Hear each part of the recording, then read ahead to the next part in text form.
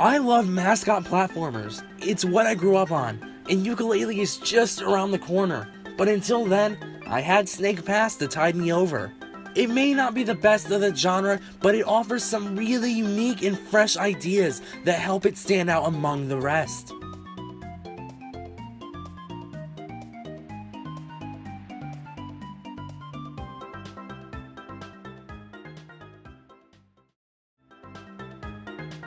We play as Noodle, the lovable and wildly emotive snake who sets out with his bird friend to right the wrongs across the game's 4 lands.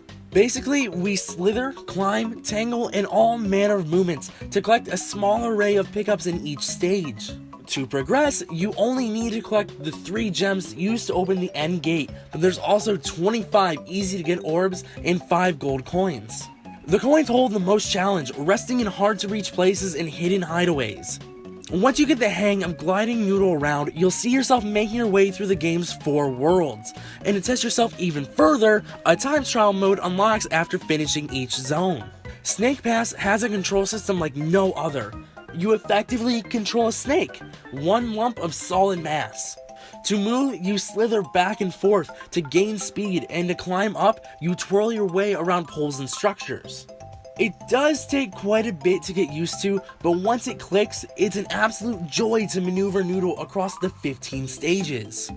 As the game progresses, new obstacles come up. Wind tunnels, levers, spikes, hot coals, and a few other mechanics are introduced at a steady pace, ramping up the difficulty with each one.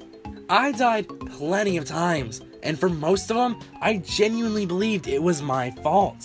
More often than not, deaths come from a lack of skill and stupid mistakes. When those aren't the case, it was probably the poorly positioned camera. The shame is that later levels involve complicated setups and moving parts, and when your hands are too busy tightening your grip, raising your head, and moving forward, I wasn't exactly able to move the camera myself. I had hoped it wouldn't be as big of an issue as it was, but I found it getting in the way far too often. But that minor bump barely gets in the way of a great game. What does help tremendously is that the game is a perfect length. By the time the samey environments start to drag, the credits rolled. Though the visuals themselves remain bright and charming throughout, the actual variety does not.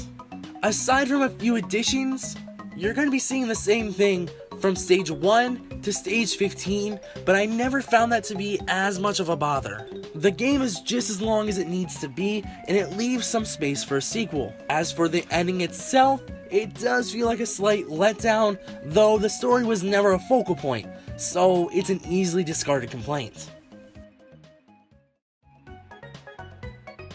Snake Pass is a wonderfully charming game that is more than worth your time for fans of the genre. It may not have the size or variety of something like Banjo-Kazooie, but for what it is, it's a pretty solid package. For those looking for something bright, colorful, and fun, Snake Pass might just be what you're looking for.